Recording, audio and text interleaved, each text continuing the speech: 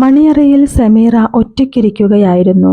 ചുറ്റും പൂക്കൾ കൊണ്ട് അലങ്കരിച്ച മുറി, മേശപ്പുറത്ത് കത്തുന്ന ചെറിയ വിളക്ക്, എല്ലാം ഒരു ആദ്യ രാത്രിയുടെ സന്തോഷം വിളിച്ചു പറയുന്നുണ്ടായിരുന്നു. പക്ഷേ സമീറയുടെ മുഖത്ത് മാത്രം സന്തോഷമുണ്ടായിരുന്നില്ല. അവളുടെ കണ്ണുകൾ ഇടയ്ക്കിടയ്ക്ക് വാതിലിലേക്ക് നീണ്ടു. ഇനി ആ വാതിൽ തുറന്ന് അകത്തേക്ക് വരാൻ പോകുന്ന മനുഷ്യൻ അവളുടെ ഭർത്താവാണ്. അയാളെക്കുറിച്ച് ഓർക്കുമ്പോഴേക്ക് അവളുടെ നെഞ്ചിടിപ്പ് കൂടി. കാരണം മറ്റൊരു പെൺകുട്ടി വിവാഹരാത്രിയിൽ സ്വപ്നം കാണുന്ന ജീവിതമായിരുന്നില്ല സമീറയുടെ മുന്നിലുള്ളത്. ഭ്രാന്തനായ ഒരു മനുഷ്യനോടൊപ്പമുള്ള ജീവിതമായിരുന്നു അവളെ കാത്തിരുന്നത്. എന്റെ ജീവിതം ഇനി എങ്ങനെയായിരിക്കും? സമീറ പതിയെ കണ്ണുകൾ അടച്ചു. വാപ്പയുടെ മുഖം അവളുടെ മനസ്സിലേക്ക് വന്നു. വാപ്പ തന്നെ ഒരിക്കലും ഇങ്ങനെയൊരു വിവാഹത്തിന് സമ്മതിക്കില്ലെന്ന് അവൾ വിശ്വസിച്ചിരുന്നു. മണിയറയിലെ നിശബ്ദതയിൽ സമീറയുടെ കണ്ണുകൾ പതിയെ അടഞ്ഞു. അവളുടെ മനസ്സ് വർഷങ്ങൾ പിന്നിലേക്ക് സഞ്ചരിച്ചു. അവൾക്ക് ഓർമ്മയുള്ള കാലം മുതൽ അവരുടെ വീട് സന്തോഷം നിറഞ്ഞതായിരുന്നു. ഉമ്മയും വാപ്പയും പിന്നെ കുഞ്ഞായ സമീറയും. വലിയ സമ്പത്തൊന്നും ഉണ്ടായിരുന്നില്ലെങ്കിലും ഉമ്മയുടെ സ്നേഹവും വാപ്പയുടെ കരുതലും മാത്രം മതിയായിരുന്നു സമീറയ്ക്ക്. ഉമ്മയുടെ മടിയിൽ കിടന്ന് കഥകൾ കേട്ടിരുന്ന ആ ദിവസങ്ങൾ, വാപ്പയുടെ കൈ പിടിച്ച് പുറത്തേക്ക് പോകുമ്പോഴുള്ള ആ സന്തോഷം, അവളുടെ ബാല്യം അങ്ങനെ നിറമുള്ളതായിരുന്നു.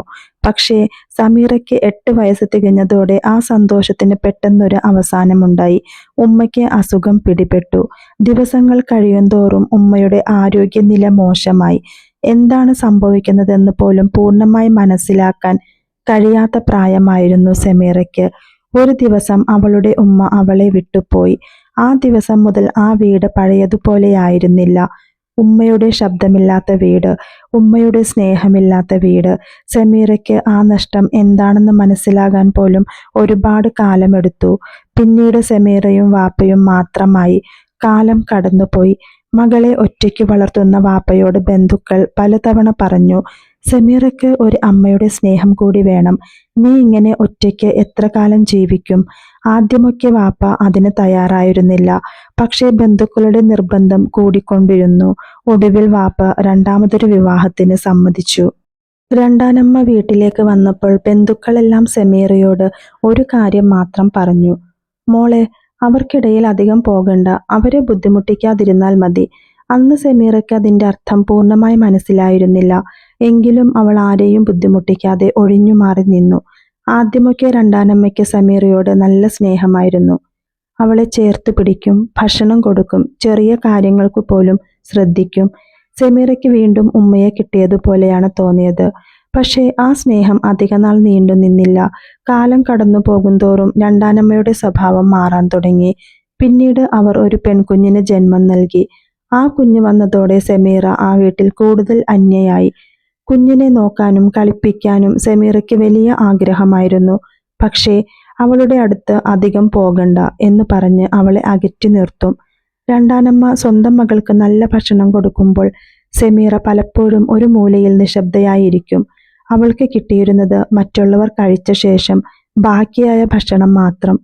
കുഞ്ഞിനൊപ്പം കളിക്കാൻ പോലും അവൾക്ക് അനുവാദമില്ലായിരുന്നു. എന്നാൽ ആ കുഞ്ഞ് എന്തെങ്കിലും കുസൃതി കാണിച്ചാൽ അതിനുള്ള ശിക്ഷ പലപ്പോഴും സമീറയ്ക്കായിരുന്നു. നീ അവളെ നോക്കിയില്ലല്ലോ, അവളെ നീ തന്നെയല്ല വഷളാക്കിയത് എന്ന് പറഞ്ഞ് അവളെ അടിക്കും. അടികിട്ടിയ ശരീരം മുഴുവൻ വേദനിച്ചാലും സമീറ കരയാതെ സഹിച്ചു. കാരണം വൈകുന്നേരം വാപ്പ വീട്ടിലെത്തുന്ന സമയമായിരുന്നു അവളുടെ ദിവസത്തിലെ ഏറ്റവും സന്തോഷമുള്ള നിമിഷം. വാപ്പയുടെ ശബ്ദം കേൾക്കുമ്പോൾ തന്നെ അവളുടെ മുഖത്ത് പുഞ്ചിരി വരും. പക്ഷേ വാപ്പയോട് അവൾ ഒന്നും പറഞ്ഞില്ല. തനിക്ക് കിട്ടുന്ന അടിയെക്കുറിച്ചോ, വിശന്നിരുന്ന ദിവസങ്ങളെക്കുറിച്ചോ, ഒറ്റയ്ക്കിരുന്ന് കരഞ്ഞ രാത്രികളെക്കുറിച്ചോ അവളൊന്നും പറഞ്ഞില്ല. തൻ്റെ കഷ്ടപ്പാടുകൾ വാപ്പ അറിഞ്ഞാൽ അദ്ദേഹത്തിന് വിഷമമാകുമെന്ന് അവൾക്ക് പേടിയായിരുന്നു.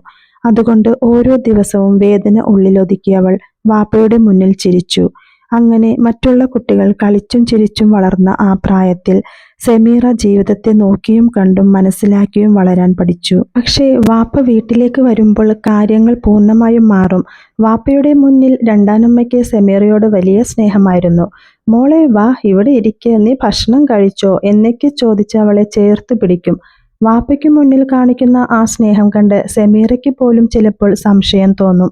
തന്നോട് ഇത്രയും സ്നേഹമുള്ള ഒരാൾക്ക് എങ്ങനെയാണ് തനിക്കെതിരെ ഇത്രയും ദേഷ്യം തോന്നുന്നത്? പക്ഷെ വാപ്പ പുറത്തേക്ക് പോയാൽ ആ മുഖം മാറും.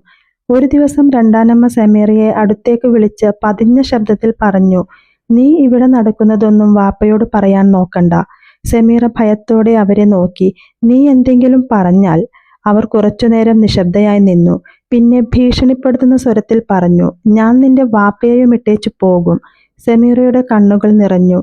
പക്ഷേ അതിലും ഭയപ്പെടുത്തുന്ന വാക്കുകൾ ഇനിയും കേൾക്കാനുണ്ടായിരുന്നു. അവർ സമീറയുടെ കണ്ണുകളിലേക്ക് നോക്കി പതിയെ പറഞ്ഞു, "നിന്റെ വാപ്പയെ ഭക്ഷണത്തിൽ വിഷം കൊടുത്തു കൊല്ലും." ആ വാക്കുകൾ കേട്ടതും സമീറ വിറച്ചുപോയി. വാപ്പയെ നഷ്ടപ്പെടുമെന്ന ചിന്ത മാത്രം മതിയായിരുന്നു അവൾക്ക് പേടിക്കാൻ. അതിനുശേഷം രണ്ടാനമ്മ തന്നോട് എന്ത് ചെയ്താലും സമീറ മിണ്ടാതെയായി സഹിച്ചു. വാപ്പയോട് ഒന്നും പറഞ്ഞില്ല. കാരണം അവൾക്ക് സ്വന്തം വേദനയേക്കാൾ വാപ്പയുടെ ജീവനായിരുന്നു വലുത്. അങ്ങനെ ദിവസങ്ങൾ കടന്നുപോയിക്കൊണ്ടിരുന്നു. സമീറയുടെ ദിവസങ്ങൾ മുഴുവൻ വീട്ടുജോലികളിലായിരുന്നു. രാവിലെ എഴുന്നേറ്റാൽ അടുക്കളയിൽ ഉമ്മയെ സഹായിക്കണം, വെള്ളം കൊണ്ടുവരണം, ചെടികൾക്ക് വെള്ളമൊഴിക്കണം, പാത്രങ്ങൾ കഴുകണം, വീട് വൃത്തിയാക്കണം. ചെറിയ പ്രായമാണെന്നൊന്നും ആരും ഓർത്തിരുന്നില്ല. അതേസമയം ഇളയവളായ സുറുമിക്ക് വീട്ടുജോലികളൊന്നും ചെയ്യേണ്ടി വന്നിരുന്നില്ല. അവൾക്ക് ആകെ ഉണ്ടായിരുന്നത് അവളുടെ ലോകം മാത്രം. സൗന്ദര്യ സംരക്ഷണം, കണ്ണാടിക്ക് മുമ്പിൽ മണിക്കൂറുകളോളം നിൽക്കൽ, പുസ്തക വായന. അടുക്കളയിൽ എന്തെങ്കിലും സഹായിക്കാൻ സുറുമി വന്നാൽ പോലും ഉമ്മ ഉടനെ പറയും, "നീ അതൊന്നും ചെയ്യണ്ട മോളെ, അവളെ കൊണ്ട് പാത്രമൊന്നും കഴിയിക്കേണ്ട. ഇതൊക്കെ ചെയ്താൽ അവളുടെ സൗന്ദര്യം പോകും." സുറുമിയുടെ കൈകൾക്ക് ഒരു പാത്രം പോലും എടുക്കേണ്ടി വരാതിരിക്കാൻ ഉമ്മ ശ്രദ്ധിച്ചിരുന്നു. പക്ഷേ അതേസമയം അടുക്കളയുടെ മറ്റൊരു മൂലയിൽ സമീറ നിശബ്ദമായി എല്ലാം ചെയ്തുകൊണ്ടിരുന്നു. ഒരാൾക്ക് സൗന്ദര്യം നഷ്ടപ്പെടുമെന്ന ഭയത്തിൽ ജോലികളിൽ നിന്ന് മാറ്റി നിർത്തപ്പെട്ടപ്പോൾ മറ്റൊരാൾക്ക് ബാല്യം നഷ്ടപ്പെടുന്നതൊന്നും ആരും ശ്രദ്ധിച്ചില്ല. സമീറ ഒന്നും പറഞ്ഞില്ല, പരാതിപ്പെട്ടില്ല. മിണ്ടാതെ അവൾ തൻ്റെ ജോലികൾ ചെയ്തുകൊണ്ടേയിരുന്നു. കാരണം അവൾക്ക് ചെറുപ്പത്തിലെ ഒരു കാര്യം മനസ്സിലായിരുന്നു, ഈ വീട്ടിൽ തനിക്കു വേണ്ടി സംസാരിക്കാൻ ആരുമില്ലെന്ന്. സമീറയ്ക്ക് 20 വയസ്സായി. അവൾക്ക് വന്നിരുന്ന നല്ല കല്യാണ ആലോചനകളെല്ലാം ഓരോ കാരണം പറഞ്ഞ് രണ്ടാനമ്മ മുടക്കിക്കൊണ്ടിരുന്നു. ഒടുവിൽ അവളുടെ വാപ്പ പതിയെ അവളോട് വന്ന് പറഞ്ഞു, "മോളെ, വാപ്പയുടെ വളരെ അടുത്ത ഒരു സുഹൃത്തിന്റെ മകനുണ്ട്. അവനെ വാപ്പയ്ക്ക് നന്നായി അറിയാം." സമീറ ശ്രദ്ധയോടെ കേട്ടിരുന്നു. അവൻ നല്ലൊരു പയ്യനായിരുന്നു. പക്ഷേ അവന്റെ വിവാഹം കഴിഞ്ഞിട്ട് ആദ്യ ദിവസം തന്നെ വാപ്പയുടെ ശബ്ദമൊന്ന് ഇടറി. അവന്റെ ഭാര്യ മറ്റൊരാളുടെ കൂടെ ഒളിച്ചോടിപ്പോയി. സമീറയുടെ മുഖത്ത് ചെറിയൊരു ഞെട്ടൽ. ആ സംഭവം അവനെ വല്ലാതെ തകർത്തു. അതിനുശേഷം അവന്റെ സ്വഭാവത്തിൽ ഒരുപാട് മാറ്റങ്ങൾ വന്നു. വാപ്പ കുറച്ചുനേരം മിണ്ടാതിരുന്നു. അവന്റെ വാപ്പ പറയുന്നത്, "നിന്നെപ്പോലെ നല്ലൊരു പെൺകുട്ടി അവന്റെ ജീവിതത്തിലേക്ക് വന്നാൽ ഒരുപക്ഷെ അവന് പഴയ ജീവിതത്തിലേക്ക് തിരിച്ചു വരാൻ കഴിയുമെന്നാണ്." സമീറ ഒന്നും പറഞ്ഞില്ല. വാപ്പ അവളുടെ മുഖത്തേക്ക് നോക്കി. "മോളെ, നിനക്ക് ഈ വിവാഹത്തിന് സമ്മതമാണോ?" സമീറയുടെ മനസ്സിൽ പല ചിന്തകളും കടന്നു വന്നു. പക്ഷേ വാപ്പയ്ക്ക് ഇഷ്ടമുള്ള ഒരു കാര്യമാണെങ്കിൽ അവൾക്ക് എതിർക്കാൻ തോന്നിയില്ല. അവൾ പതിയെ തല കുനിച്ചു. "വാപ്പയ്ക്ക് ഇഷ്ടമാണെങ്കിൽ എനിക്കും സമ്മതമാണ്." ആ മറുപടി കേട്ടപ്പോൾ വാപ്പയുടെ മുഖത്ത് സന്തോഷം തെളിഞ്ഞു. സമീറയുടെ ഉള്ളിലും ഒരു ചെറിയ പ്രതീക്ഷ ജനിച്ചു. ഒരുപക്ഷെ ഇതായിരിക്കും തൻ്റെ ജീവിതത്തിലെ പുതിയ തുടക്കം, അവൾ വിചാരിച്ചു. പെട്ടെന്നാണ് "മോളെ."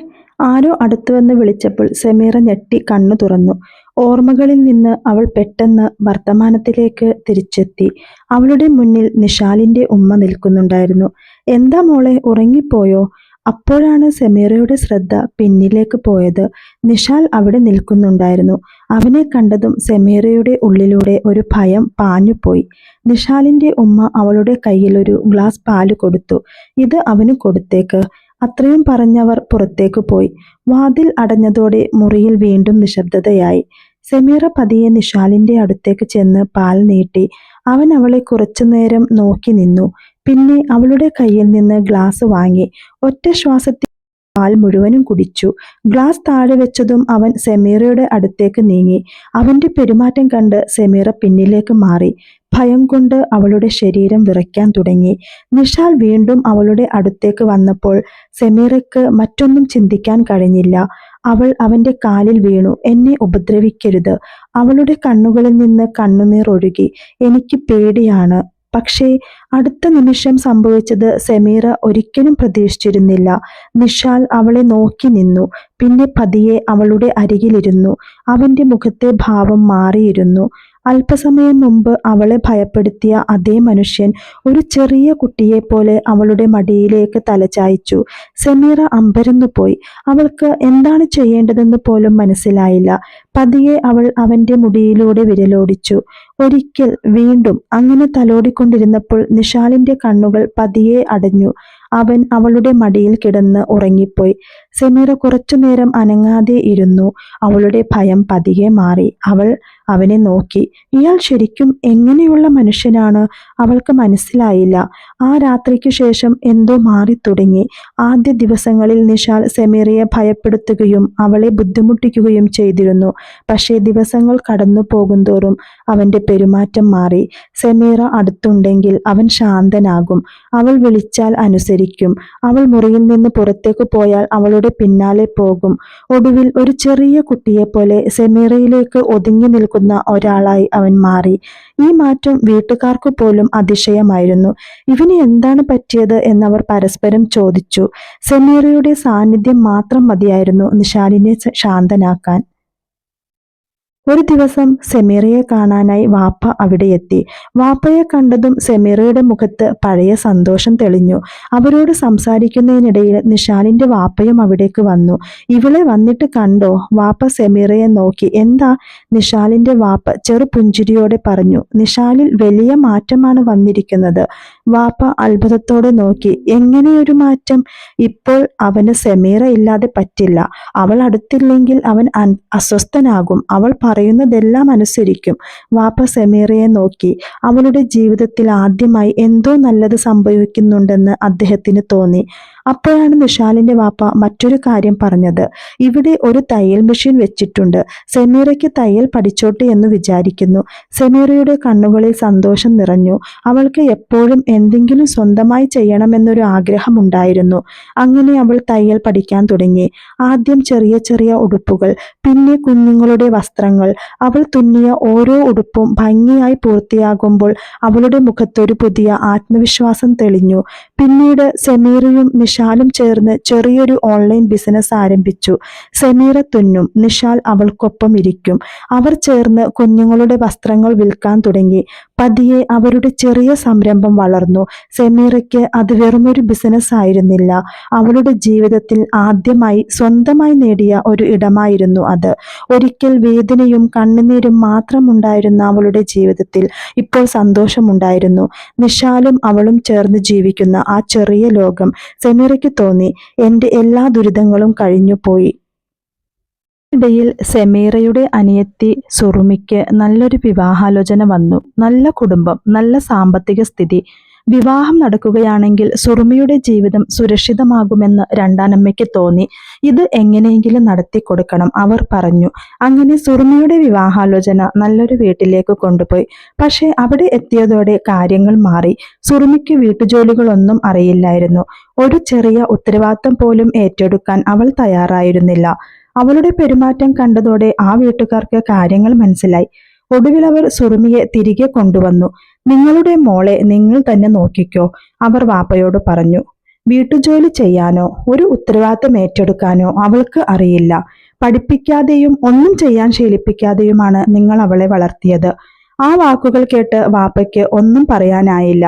അപ്പോൾ വാപ്പ രണ്ടാനമ്മയെ നോക്കി. നീ അവളെ ഒരുപാട് സ്നേഹിച്ചു. അദ്ദേഹത്തിന്റെ ശബ്ദത്തിൽ കുറ്റപ്പെടുത്തലുണ്ടായിരുന്നു.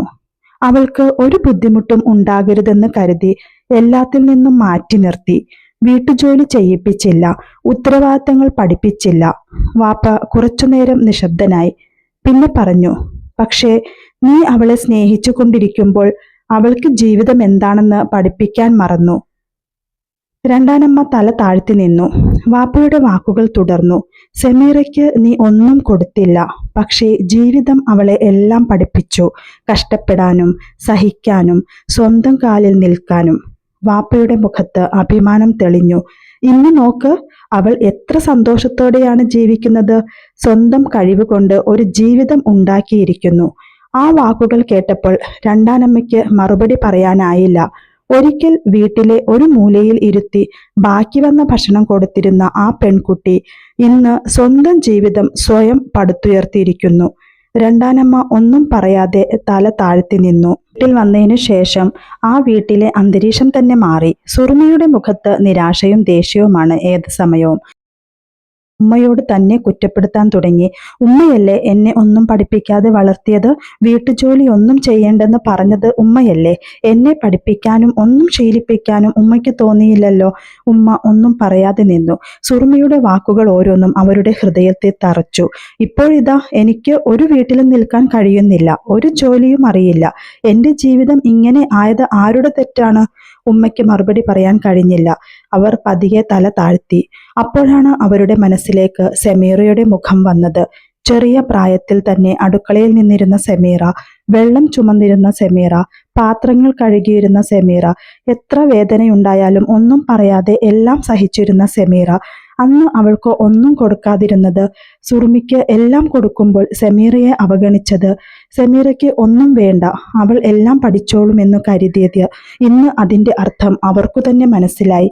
സെമീറയെ താൻ ശിക്ഷിക്കുകയാണെന്ന് കരുതിയിരുന്ന ആ വർഷങ്ങളിൽ യഥാർത്ഥത്തിൽ താൻ തന്നെയായിരുന്നു സ്വന്തം മകളുടെ ജീവിതം ദുർബലമാക്കിക്കൊണ്ടിരുന്നത്. കണ്ണുകൾ നിറഞ്ഞു. സെമീറയെ ഓർത്തപ്പോൾ അവരുടെ ഉള്ളിൽ കുറ്റബോധം നിറഞ്ഞു. ഒരിക്കൽ സെമീറ അനുഭവിച്ച ഓരോ വേദനയും ഇന്ന് സ്വന്തം വീട്ടിൽ തിരിച്ചെത്തിയതുപോലെ തോന്നി. അവർ മനസ്സിൽ പറഞ്ഞു, ഞാൻ സെമീറയോട് ചെയ്തതിൻ്റെ ശിക്ഷയാണോ ഇത്? ആ ചിന്തയോടെ രണ്ടാനമ്മ ആദ്യമായി സെമീറയെക്കുറിച്ച് അഭിമാനത്തോടെയും കുറ്റബോധത്തോടെയും ഓർത്തു. താൻ തകർക്കാൻ ശ്രമിച്ച ആ പെൺകുട്ടി ഇന്ന് സ്വന്തം കാലിൽ നിൽക്കുന്നു. താൻ അമിതമായി സംരക്ഷിച്ച മകൾ ഇന്ന് ഒരു ചെറിയ ഉത്തരവാദിത്തം പോലും ഏറ്റെടുക്കാൻ കഴിയാതെ നിൽക്കുന്നു.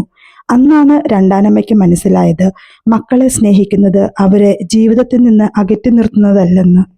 ഇന്ന് സെമീറയുടെ ജീവിതമാകട്ടെ, ഒരു മൂലയിലിരുന്ന് മറ്റുള്ളവർ കഴിച്ച ബാക്കി ഭക്ഷണം കഴിച്ചിരുന്ന സെമീറ ഇന്ന് സ്വന്തം സ്വപ്നത്തിന് ഒരു പേര് നൽകിയിരുന്നു.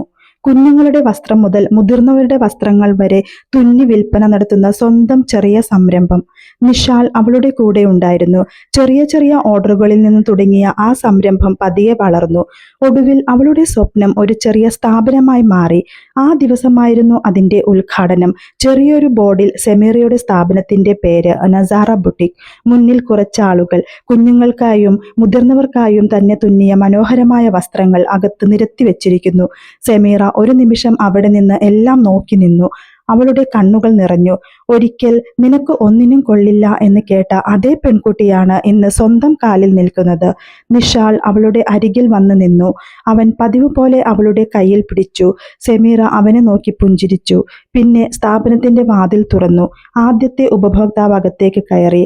സെമീറയുടെ മുഖത്ത് അഭിമാനത്തിന്റെ പുഞ്ചിരി തെളിഞ്ഞു. അവളുടെ ജീവിതത്തിലെ ഏറ്റവും വലിയ വിജയം വലിയൊരു കൊട്ടാരമോ സമ്പത്തോ ആയിരുന്നില്ല. ഒരിക്കൽ മറ്റുള്ളവർക്ക് ഭാരമായിരുന്നെന്ന് കരുതപ്പെട്ട അവൾ ഇന്ന് സ്വന്തം ജീവിതത്തിന് തന്നെ ഒരു അടിത്തറ പണിതീരുന്നു. ഒരു പക്ഷേ അമിതമായ സ്നേഹം മക്കളെ സംരക്ഷിക്കണമെന്നില്ല. ചിലപ്പോൾ അത് അവരുടെ ജീവിതം തന്നെ ദുർബലമാക്കും. സെമീറയ്ക്ക് ജീവിതം എളുപ്പമായിരുന്നില്ല. പക്ഷേ അവൾ നേരിട്ട ഓരോ കഷ്ടപ്പാടും അവളെ ശക്തയാക്കി. സ്നേഹത്തിന്റെ പേരിൽ മക്കളെ ദുർബലരാക്കരുത്. ജീവിതത്തെ നേരിടാൻ അവരെ പഠിപ്പിക്കണം. ഇതുപോലെയുള്ള സ്റ്റോറികൾക്കായി എൻ്റെ ചാനൽ ഒന്ന് സബ്സ്ക്രൈബ് ചെയ്യാനും ഷെയർ ചെയ്യാനും ലൈക്ക് ചെയ്യാനും കമൻറ്റ് ചെയ്യാനും മറക്കരുത്. അടുത്ത നല്ലൊരു സ്റ്റോറിയുമായി കാണുന്നത് വരെ ബൈ.